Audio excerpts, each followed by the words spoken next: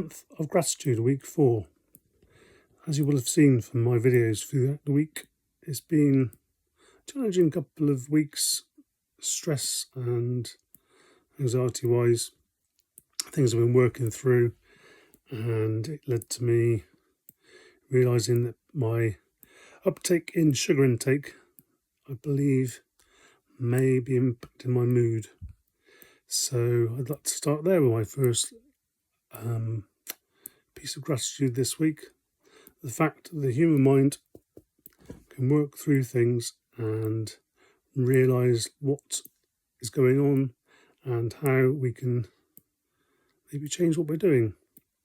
So again, as you know, if you will see my video from yesterday, I think it's a short, I'm going to be going back on the no sugar, no cakes, no biscuits, all that kind of stuff out of the window. And I will see if it improves my mood, and I shall feed back to this channel.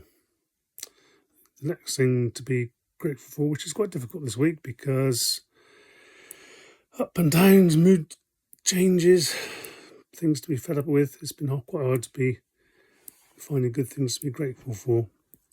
But we should start with some simple things to give people ideas of things they could be grateful for, even if it is a bad week. So I guess I'm glad I wake up every day. That's always a good thing. Being alive is a good thing, and something I intend to continue for as long as possible. Hence the exercise and trying to eat better and trying to sort out the old noggin and get less stressed all the time. Next thing I would be grateful for is the ability to put fuel in my car and having some money to do so, because some people struggle with that. It's not easy. These prices these days are crazy, but it gives me a chance to go to work and do things I need to do, which I guess is a bonus. I'd like to thank the NHS next. They do a lot to look after us. They have their critics and they have their struggles. A lot of them we can't understand or change, so it's not worth worrying about. But generally, the staff do their best. So I think it's worth being grateful for what they do, in particular with the treatments to give to people on long-term illnesses like cancer and other things, heart conditions. Long-term illnesses can be a challenge for everybody, and the NHS generally try and look after you. It may seem difficult, but they're generally good people, and it's worth thanking them whenever you see them. Then we go on to my gym buddies, the ones who do the high rocks with me, and certainly on Friday helped me through. I can't remember his name, Linda, I think. She was my partner on the partners high rocks on Friday. Did a good session. She pushed me quite well, and I think it turned out to be a good session, one we were both pleased with. Thanks to Matt Kay for setting out the workout and for constantly encouraging us and pushing us. The next thing to be grateful for, is there much else stuff? Food on the table, yes. You look around the world, there's people struggling to eat, and generally we've got food in the cupboards, food in the freezer. That's quite a good thing to have. Again, some people don't have that, some people struggle for that, and the current prices is not easy for anyone, but at least we've got some food, and that's definitely something to be grateful for.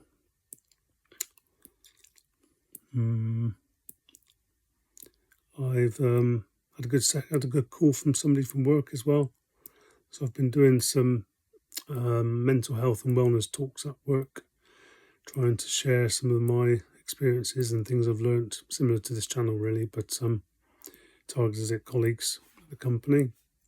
Anyway, somebody reached out to me and they're going to help me with some of the promoting and having a template to put my presentations in to make them look a bit more corporately professional. So that could be interesting.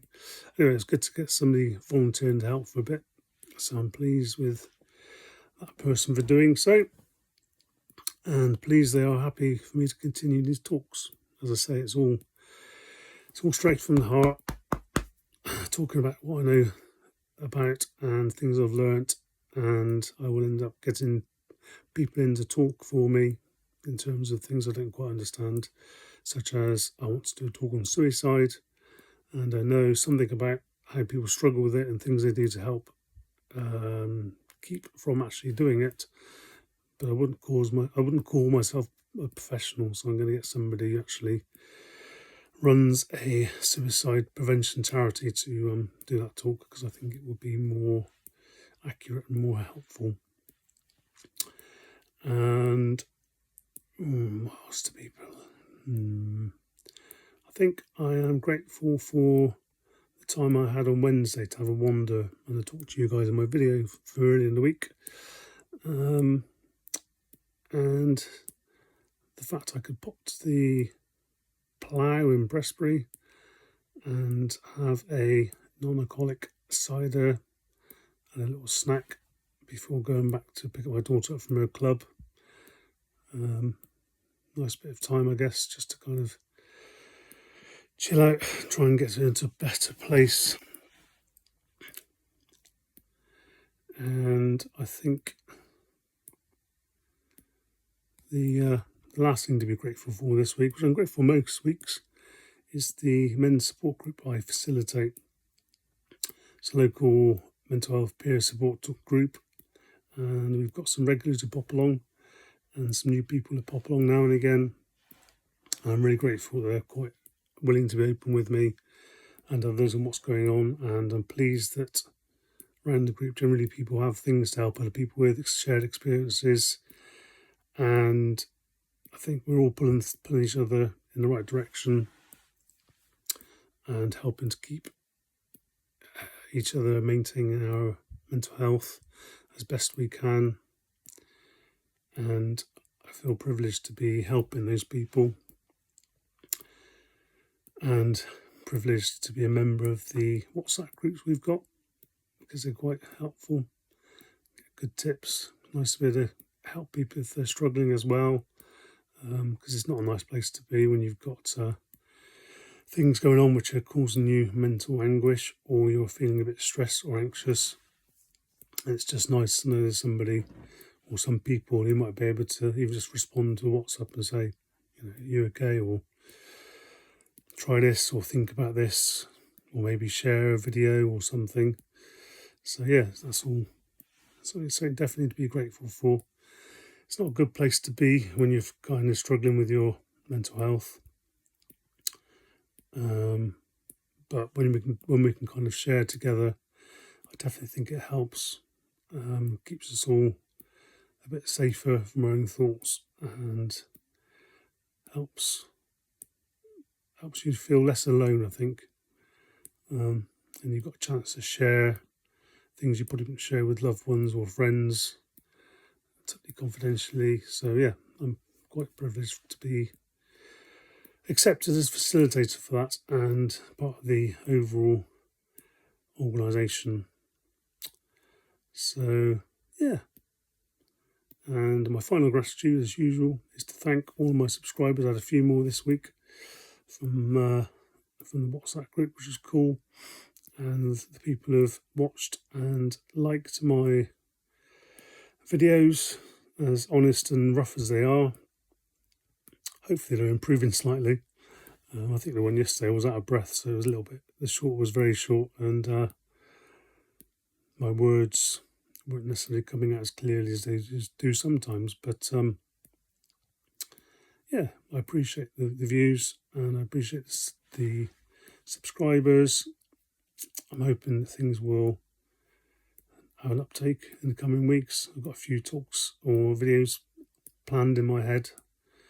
April is Stress Awareness Month, so I'm going to do a few videos on stress and how to kind of monitor and maybe maintain or manage your stress a bit better.